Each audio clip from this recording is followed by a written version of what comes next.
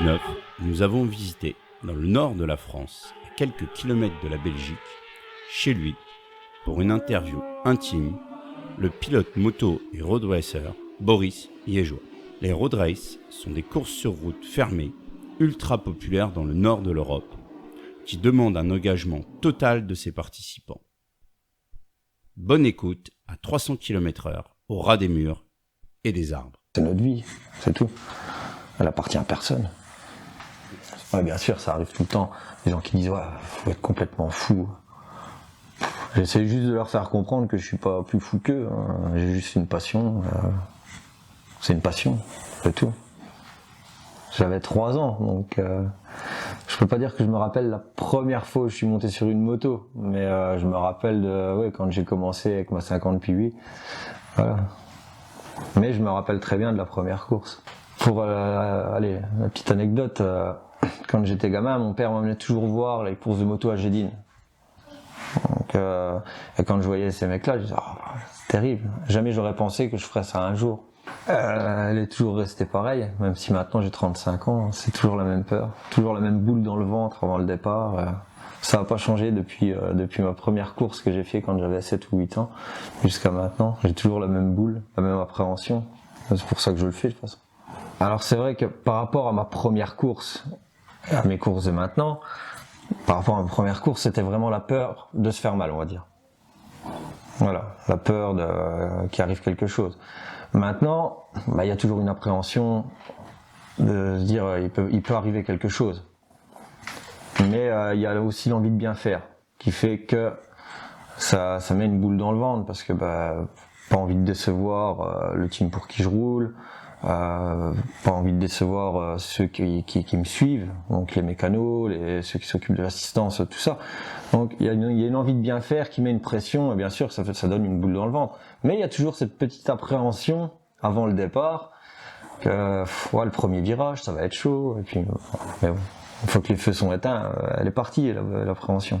De toute manière, que ça soit une semaine avant une course ou même pendant l'hiver, j'ai toujours la moto en tête. Je pense toujours ça, y a que ça, c'est ma vie, et c'est comme ça. Donc une semaine avant une course, j'essaye vraiment de pas me mettre la pression, parce que c'est là que je vais faire des erreurs en fait. Donc j'essaye de me vider la tête, essayer de passer du temps avec mon père, avec mon frère, avec ma famille, avec mon chien. Et voilà, ça m'aide à appréhender la course. Parce que je me dis, faut pas se mettre la pression une semaine avant, ça sert à rien. C'est là que tu fais des erreurs, arrive au qualif ou en course. Donc, essayer de faire le vide. J'ai la chance de rouler pour GL Sélection. Je sais toujours que le matériel est prêt. C'est pas un problème, ma moto est toujours prête aux petits oignons, comme on dit. Tout ce qui est à tendance, c'est prêt, parce que j'ai mon cousin, j'ai sa femme qui s'occupe de tout ça justement pour que j'ai l'esprit libre pour partir, pour être bien dans ma tête. Juste à avoir monté sur la moto et puis mettre du gaz et puis c'est tout.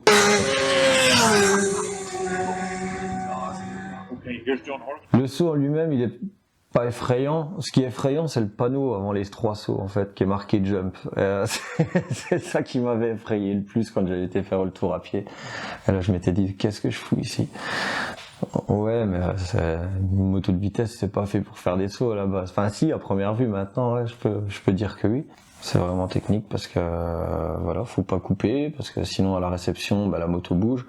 Donc c'est en passant à fond que tu vas être le plus stable.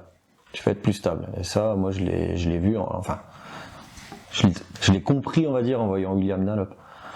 Lui passer à fond. Vraiment à fond. Il était effrayant, d'ailleurs. Parce que moi, j'avais vraiment l'impression d'aller vite.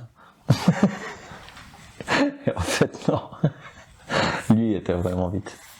Puis à son âme. Vivement qu'on y retourne. Parce que, l'Irlande... c'est un peu comme la Finlande, il faut prendre le bateau, faut réserver tout à l'avance, donc c'est plus de pression quand même. C'est beaucoup plus de pression qu'une course hier, c'est normal. Pour moi, hein. Je pense que de tous les pays que j'ai fait en course, c'est l'Irlande. L'Irlande, sans hésitation, c'est les Irlandais que j'ai préférés. les Belges ont toujours été plus ouverts d'esprit que les Français. Comme je te dis, moi, on est vraiment à la frontière, là, on est à 2 km. Je vois, je fais 2 km, c'est pas les mêmes personnes que là.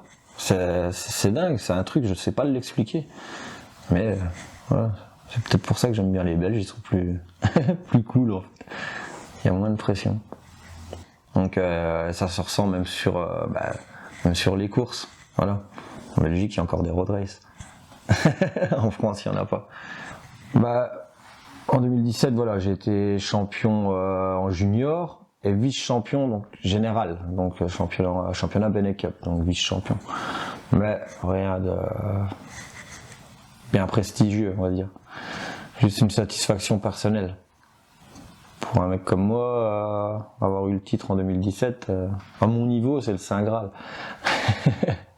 Aucune, c'est ça qui est dommage dans le championnat belge, c'est que maintenant ça apporte plus rien en fait. Juste, oui, comme tu dis, une reconnaissance à nous, on va dire. On va dire que on connaît un peu plus mon nom qu'avant. C'est ça qui est triste, à la limite.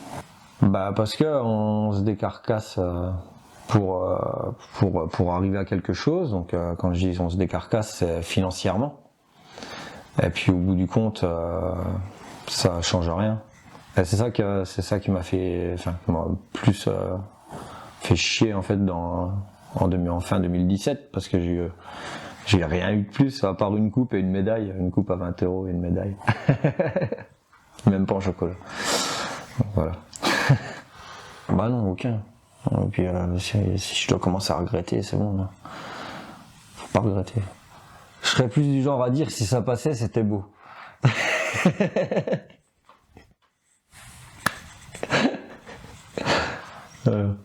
C'est plus mon truc.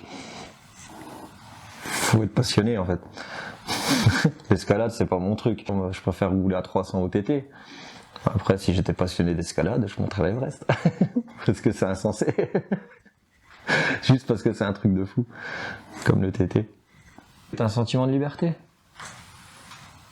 Prendre pour les gens parler du TT ou voir le TT, oui. On a le droit de rouler à fond dans les rues, chose qu'on n'a pas le droit de faire dans la vie de tous les jours. C'est peut-être ça qui attire les gens aussi. Ouais. Moi, ça m'attire en tout cas.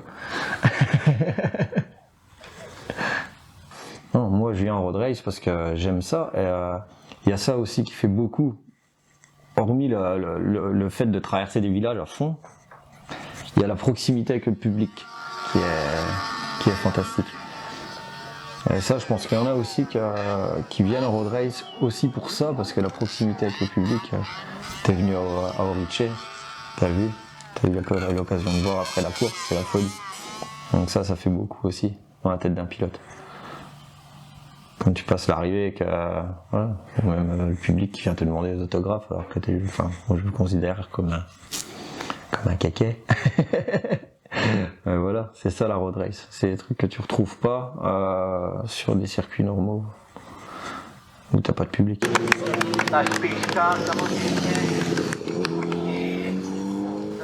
Je vis tout seul, mais je pense que le plus dur c'est de concilier travail et moto. Les proches.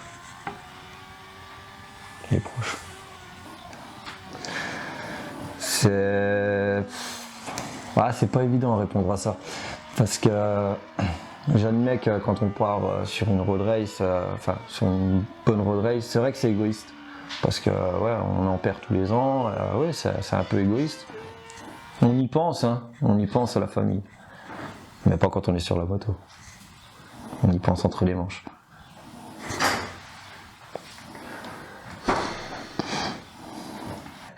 Ça, c'est pas un souci.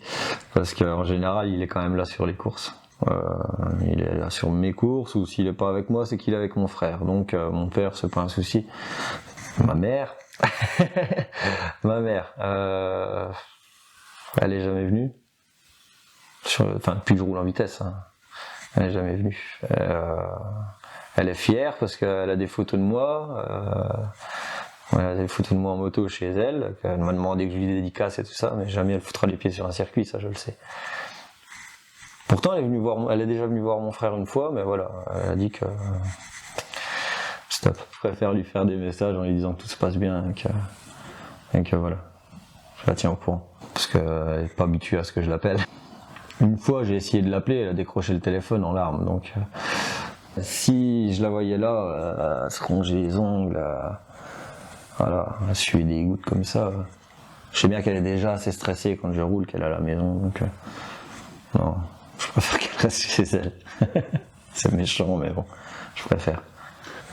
Mais ma nièce, elle a 3 fans. Voilà, elle est fan de Marquez, elle est fan de son père, elle est fan de moi. Je lui dirais parle-en à papa, débrouille-toi avec lui, mais moi je serais d'accord. Moi je dis bah mon frère il serait heureux. Elle prend la balle, si elle veut faire de la course, elle fera de la course, ça c'est sûr. Je le connais, ouais, elle dira oui. J'ai mal partout. On m'a retiré des morceaux, enfin ouais. C'est de là que je me suis mis à la vitesse. C'est parce que j'ai arrêté le motocross, parce que bon, quand on te retire la rate, il y a un moment. Et puis j'ai acheté une GSXR, donc je sais pas si c'était le bon plan en fait, mais. Donc physiquement, je pense que c'est un peu plus tard que je vais vraiment en apercevoir physiquement. Que la moto m'aura bien détruit le squelette. Pour le moment, physiquement, ça va. Disons qu'en road race ou en moto de vitesse, tu tombes vite. En motocross, tu vas pas spécialement vite, mais l'impact est fort en fait. Quand je suis tombé et que j'ai eu la rate éclatée, c'est pas parce que j'ai pris le guidon dans le ventre ou quoi que ce soit, c'est l'impact, hein. C'est la réception d'un saut, ça a tapé, bah voilà, j'ai eu la rate éclatée. Donc je pense que les deux sont dangereux. Enfin, pas de la même manière, voilà. On peut se faire mal dans les deux. Ça m'inspire quoi? J'espère que je me tuerai pendant les escaliers. Ben non, mais c'est vrai, si je dois partir, si je dois mourir, autant que ça soit en faisant ma passion.